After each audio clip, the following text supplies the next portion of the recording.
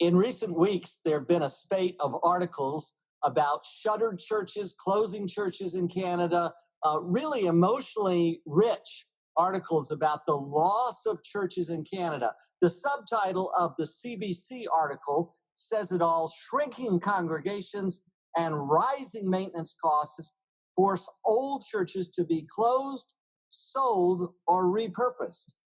My name is Warren Bird, and I happen to be the co-author of the book Better Together about healthy church mergers. And I'm joined by two other colleagues, Graham Singh and Jim Tomberlin, and they'll introduce themselves, and we're going to talk a little bit about alternatives to this idea of having to close churches. Graham Singh from Montreal, talk to us about a couple of options. It's a great privilege to be with you, Warren. Thanks for getting us together. I come at this first from the perspective of one of those old churches. I'm a minister in the Anglican Church and come from a network called Holy Trinity Brompton in the UK, where the Alpha Course came from. And we learned a lot about how to take our old denomination and see God breathe new life into it, including into its old buildings. So that's the background I come into this, back into this North American context. I'm originally from Canada into. I also lead Church Planting Canada, which is the association of church planting denominations. We meet every 2 years for something like Exponential, and then every other year just as the catalyst. And I also lead a thing called the Trinity Centers Foundation, which is really focused on this issue. What do we do with all these old buildings? And our thesis is that actually we need to turn them back to the community. That's where we win a lot of friends with the people who once found those places as their home, and where we actually do better church too. If you take writers like Alan Hirsch, who'd say, guys, be careful about how centered we are in these buildings. They can become an idol.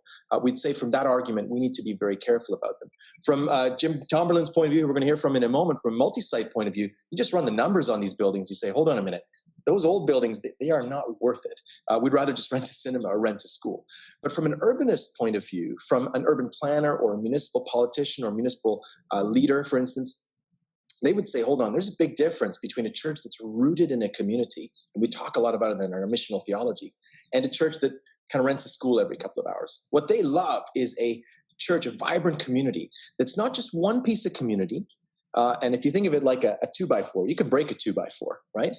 But resilient local community, little layers of community that form like a piece of plywood, like one of those really nice pieces of plywood. You cannot break that. We could say from the Bible, a cord of 3 strands is not easily broken, but a municipal leader or an urbanist would say that is resilient local community. It even goes so far as to say in the fight against extremism, the only thing that works against terrorism internally is resilient local community. When people become lonely and isolated, a lot of bad things happen. So our perspective is to say, hey, is this a church planting problem? Is this an urbanism problem? Is it a problem for the old denominations? No, we'd say it's all of those. And actually, one of the things I'm most excited about, which is so many reasons to be excited about this conversation, is actually the multi-site conversation. A lot of suburban churches built by the boomers out in the burbs, fantastic churches, loads of energy. They're realizing something. Hipsters and millennials, they hate the suburbs. They want to be in the cities. And so a lot of the multi-site movement has been looking for quite a while, as you know, and I know we're going to hear about this. A third of multi-sites, as far as we know, are in actually merges or they're with existing churches. Multi-site is trying to move into the city. And here we have this problem. And so we're taking kind of some of the things we're thinking, and we want to partner with people like Jim and hear, hey, how does multi-site look at this? Jim, how about that? The unintended but good consequences of the multi-site movement was this whole trend of church mergers. Before the multi-site church movement, the mergers was really kind of a lose-lose. It wasn't a great option. But what the multi-site movement has done is catalyze a new kind of merger that has healthy outcomes. And as you mentioned, we 1 out of 3 multi-site campuses today have come about as a result of a church merger or acquisition of a church building that was usually in decline and unable to sustain itself, and now being adopted or merging with a strong church in the larger community.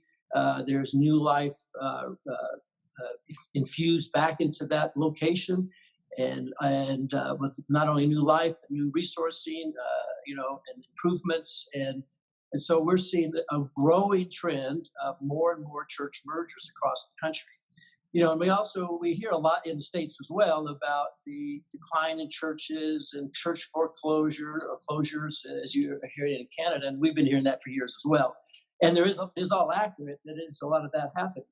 But what's often not told is that as churches are closing, there's just as many, if not more, new churches being started, and many of those new churches are meeting in portable facilities and